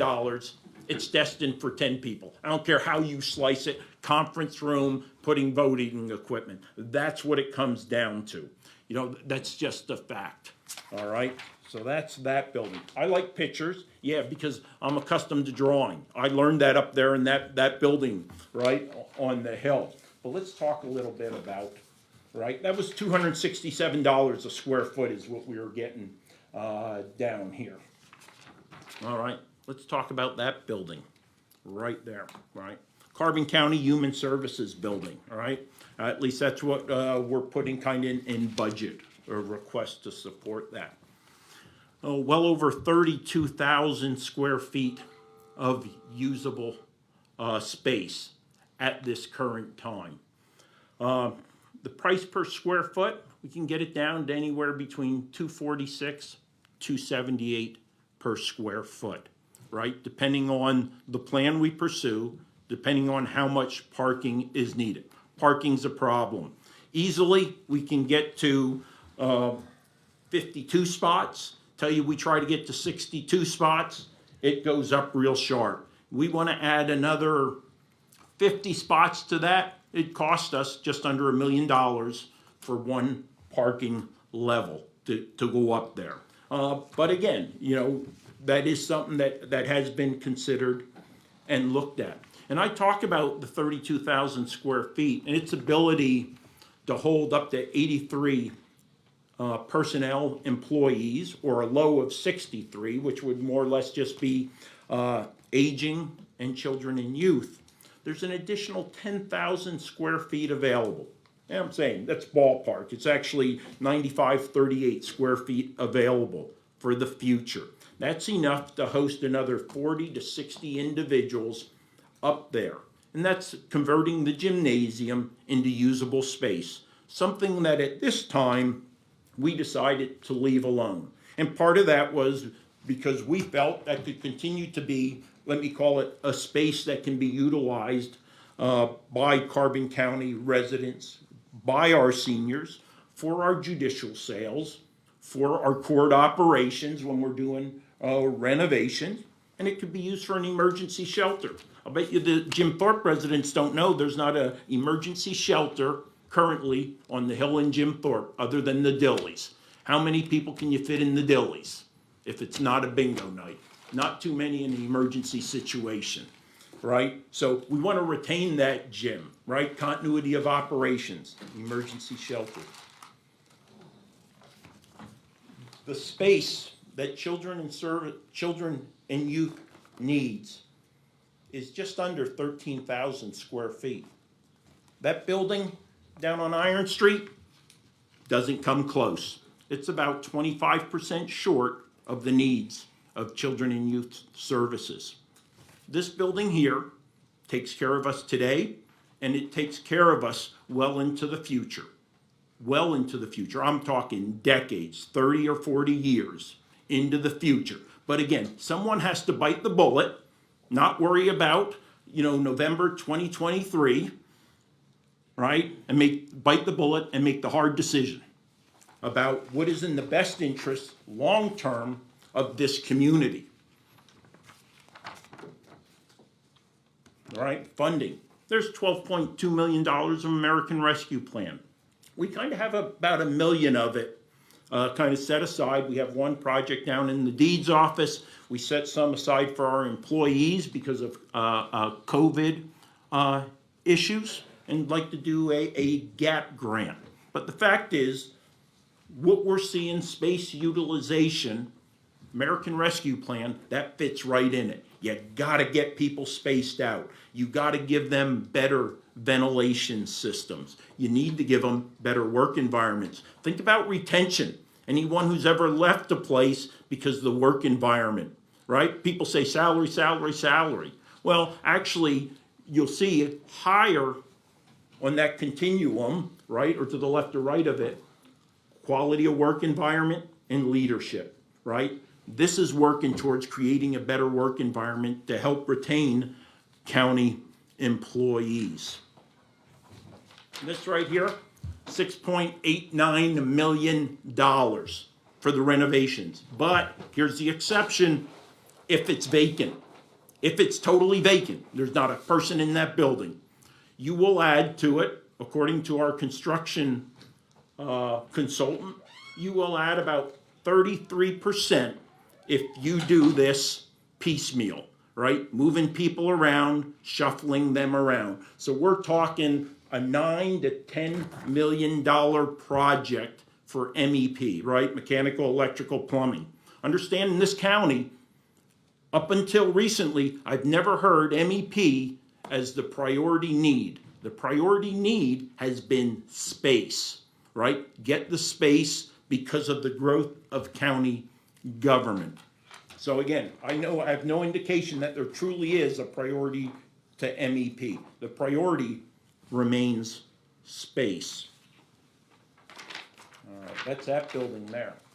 So let's talk a little bit about that building, all right? I got St. Luke's appraisal on this building. You wanna know about that little portion of second floor that you see up there? Move-in ready, that $510,000 building? We know $2 to $3 million to get that in a workable environment. Jill Geisinger came to me. Her biggest concern isn't salaries.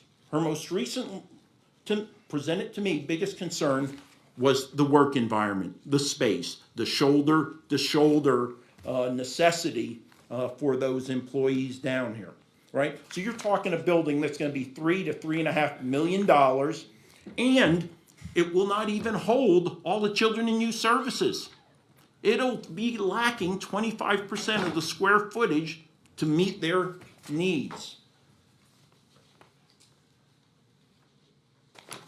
It states that second floor, functional obsolescence, incurable.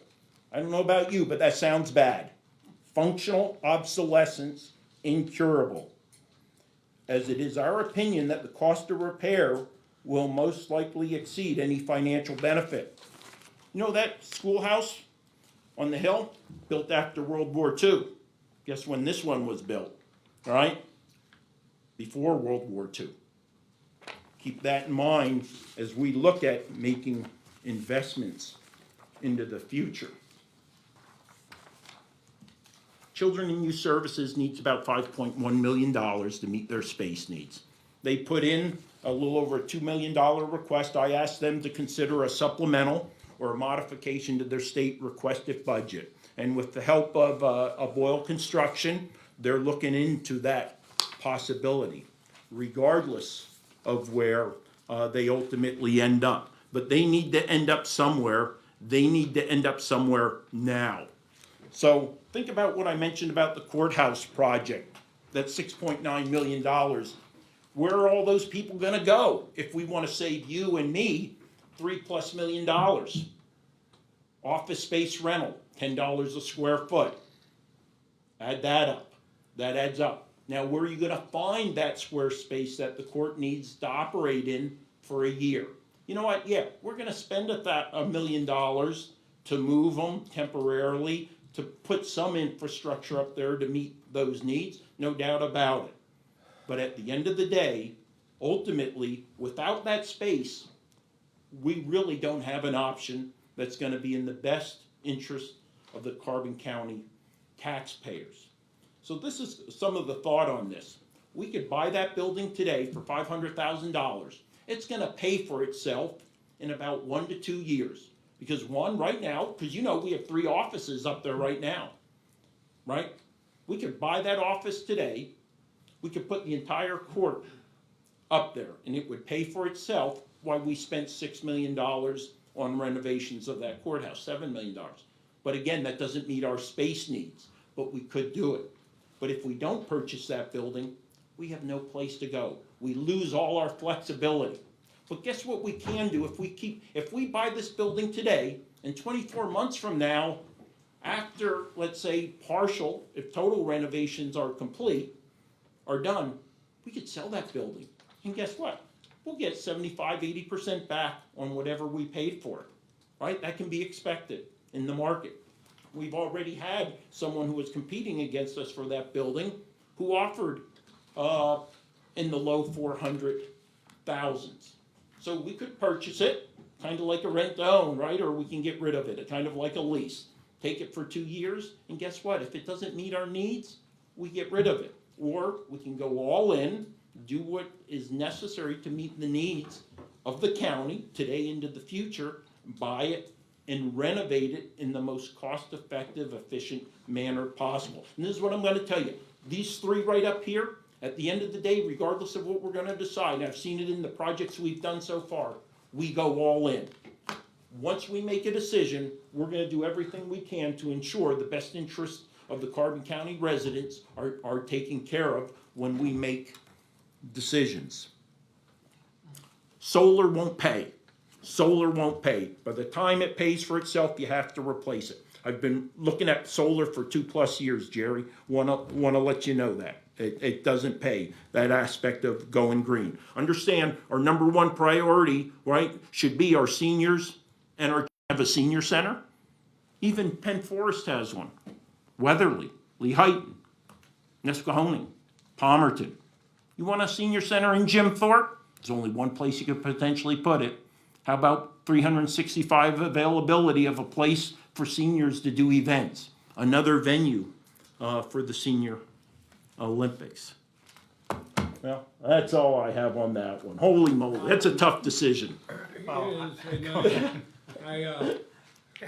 And I don't know where all like some of these numbers came from, because when I added it up, I don't know where it came to 13,000 square feet. That I know that was like for possibly storage that was in the larger renovation or whatever that was to it.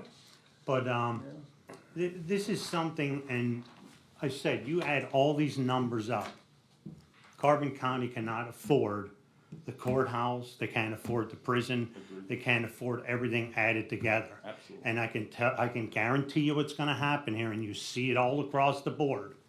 We're gonna work on this building up there, and things are gonna get neglected that need to be done at the courthouse, because we're gonna have to cut money somewhere. You know, the boilers that are being fixed a couple times in a month, what happens when them are gone? Are we gonna neglect that? Adult probation has moved out. We have a space down there. We don't even know who's going in them spaces. And with this move, and I understand this building, the front part of that building down there in Lehighton is old, but the other part is not as old. It's a new, if somebody just drive down there and look at it, you'll see how nice of a building it is. And I never said it was perfect, but it's like if we would take children and youth out of 76, all that space, we would have to take people from the courts. This building up here has not even addressed any of the issues in the courts.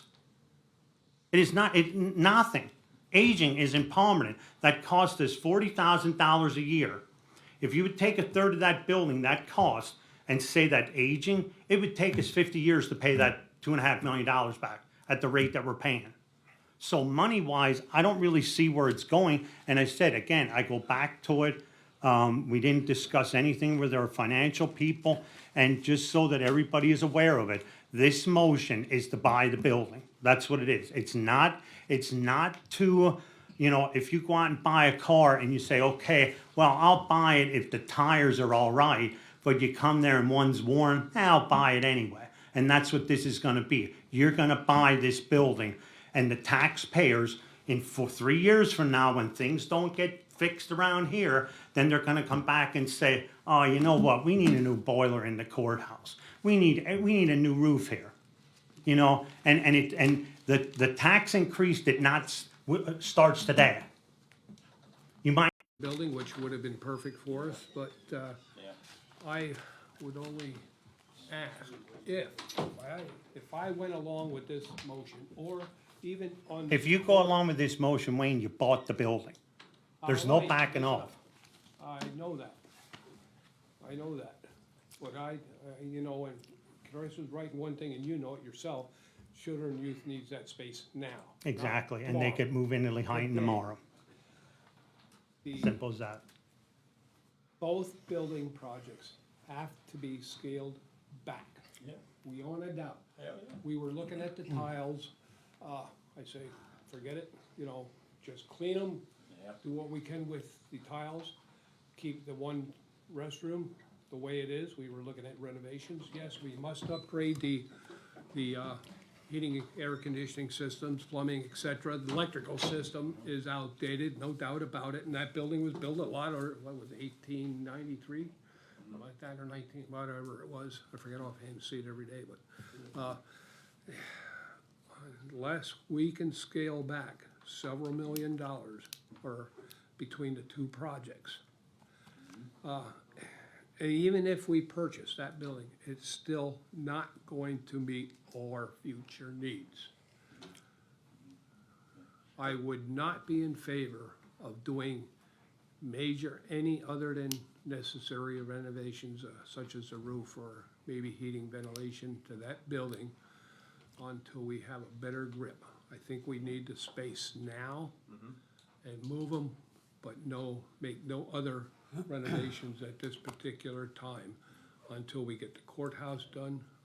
You know, I presented several times and what I'd like to see moved around in the courthouse.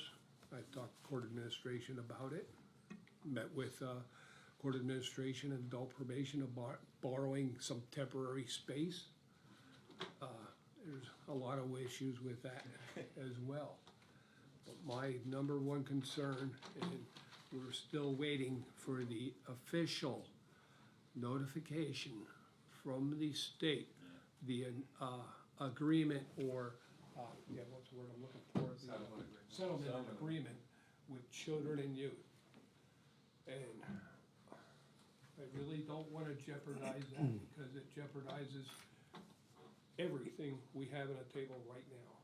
As far as finances, we lose that funding due to a citations or whatever. If we don't get that with the state now, we're gonna lose that 30% funding. And we'll lose that funding no matter what, where we're going. You know, that's my point about Well, I it. think our saving grace is, Rocky, if we purchase it, we can sell it once its usefulness to us abates. And that could be after the courthouse renovation project. But you can't invest, and it's $7 million for that courthouse renovation project, as is right now.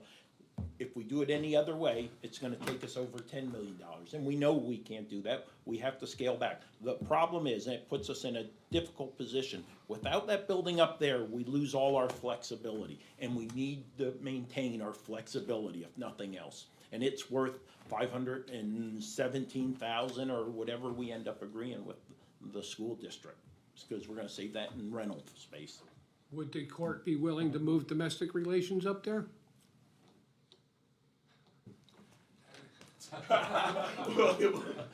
You're still here, right? Hate to put you on the spot, but when I talk to the judges, I'm not gonna really condemn them, but every time I talk to, well, they don't wanna move this office out, they don't wanna move this office out, someone has to move. Let's get real, people. Someone has to move. End the subject. And if we, as the board, 2 or 3 vote either way, or 1 to 2, 2 to 1, whatever the vote is at that particular time, we have got to make some decisions and move forward. I'm getting tired after how many years did I say? I've said previously 15 years at looking at other buildings and trying to find space, keep it local, and it's just not happening. I think it's about time we make a damn decision and move forward. I would agree to the decision to proceed, provided we do not spend any unnecessary funding in that building until we get the courthouse project done and get a concrete answer from the court system on what is gonna happen in the courthouse. I thought we were supposed to have a meeting on that previously, but didn't happen yet. Everyone's so busy right now.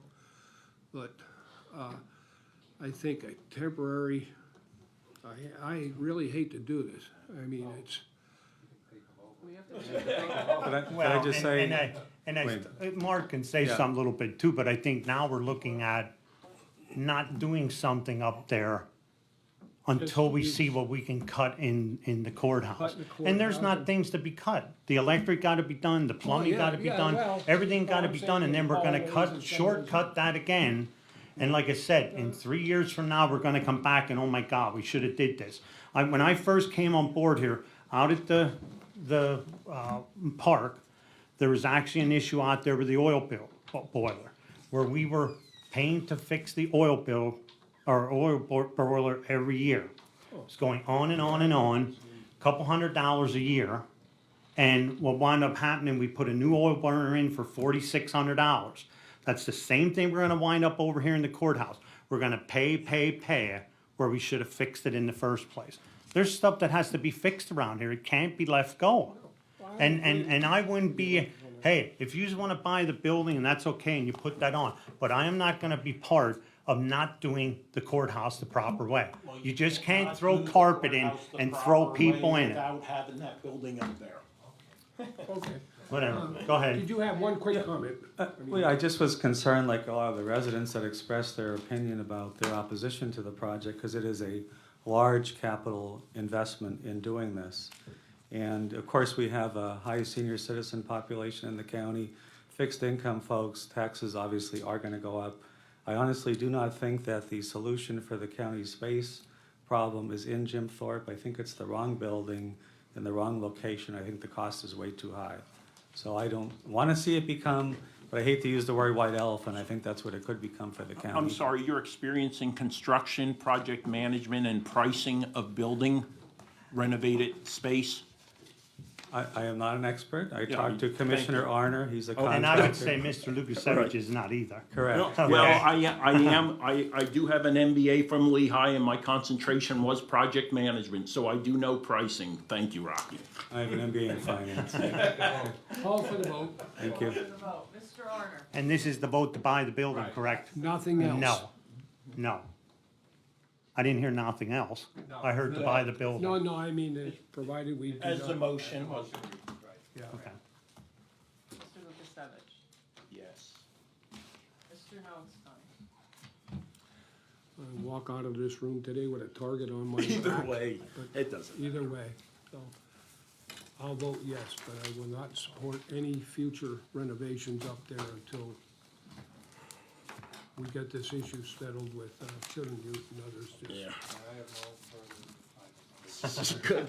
Let's- That's enough. We have one other item that we'll table until next month is the Resolution. resolution for the 250, since that person, I'll make that motion. to Second. table. Mr. Arner. Yes. Mr. Lukasevich. Yes. Mr. Notstein. Yes. Any further business? Hope not. Commissioners' reports, Mr. Arner. I have one report. I'm not gonna take real long. No, I wanna thank, Mr. David Kupta. Yeah. Kupta, Yeah. for the donation of $10,000 to the animal show. That's like, very generous. Thank you. Mr. Lukasevich. I would just say, please go on our Veterans Office's Facebook page. A lot of veteran-centric events coming up. I think there's like 4 of them. So a lot of activities coming up in regards to and around Veterans Day on the 11th November. That's all I have. Mr. Notstein. I think we all talked long enough here today, and I'll just say, I mean, my decision, I think all our decisions on what we feel is the best interest of the county. We have talked about so many things, and we'll disagree in a lot of things, but for now, it is what it is, so. Meeting adjourned. Do we have to take questions? I don't think you need any. You should have blended. Need a recess. Oh, yeah, I'm sorry. Election board meeting. Okay. And Lisa's tied up. If we don't need her, I'll now call the monthly meeting of the election board to order. First item is the approval of the minutes of the election board board held on September 9th. Move to and a- approve. And a special election board on October the 12th. Move to approve both minutes. I guess I can second it, but I gotta abstain from the vote, correct? Okay, Because I was not present. Mr. Arner? I'm abstaining because I was not present. Okay, Mr. Lukasevich? Yes. Mr. Notes? Yes. Are there any guests concerning election board business at this time? Move on. The next item is the approval of the voter registration totals of eligible electors in its precincts that may participate in the municipal election to be held on Tuesday, November 2nd, 2021, as listed. And there are pending registration applications from online voter registration up to and including 10/18/21 that may be processed. Move to approve. Second, Mr. Arner? yes. Mr. Lukasevich? I'll abstain as a result of my commitment of time, money, and effort to support the reelection of Tyra Boney, Clerk of Courts. Mr. Notstein? Yes. Election board vacancies. The following registered electors of Carbon County will serve as precinct election officials, filling vacancies at the November 2nd, 2021 municipal election, as listed. And that covers everybody now? Did they get everybody for, they We didn't? still need some people. Because I mean, We're it's so like 2 short, pages long. Right. Judges of elections and poll workers, we're still short. Still short. I'll make the motion. I'll second. Mr. Arner? Yes. Mr. Lukasevich? I'll abstain as a result of my commitment of time, money, and effort to support the reelection of Tyra Boney, Clerk of Courts. Mr. Notstein? Yes, and again, I want to reiterate, we did get some replies after it was mentioned previously. I think she said we got 5 people that expressed an interest in the judge of elections or election workers at the different polls from the last conversation we had at our meeting on this. And I would like to, get it out there. We're still looking for judges of elections and election workers. Okay, Okay. Further business? that's all I have. Meeting adjourned. Okay, now, media.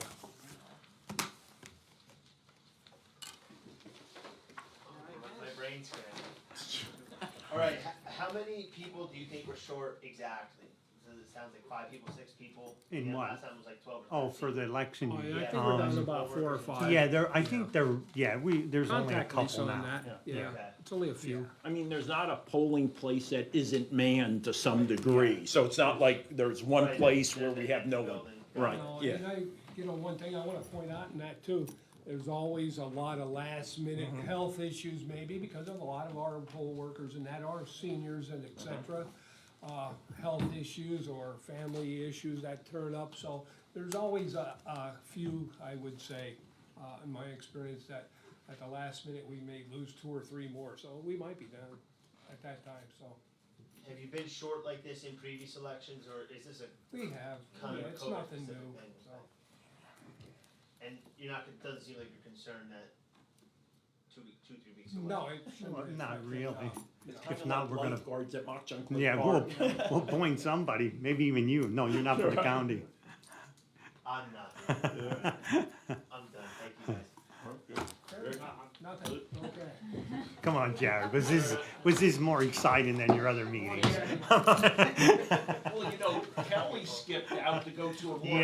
exciting meeting of the chamber. Like, Yeah. Yeah, what the the heck? chamber, Yeah. my gosh.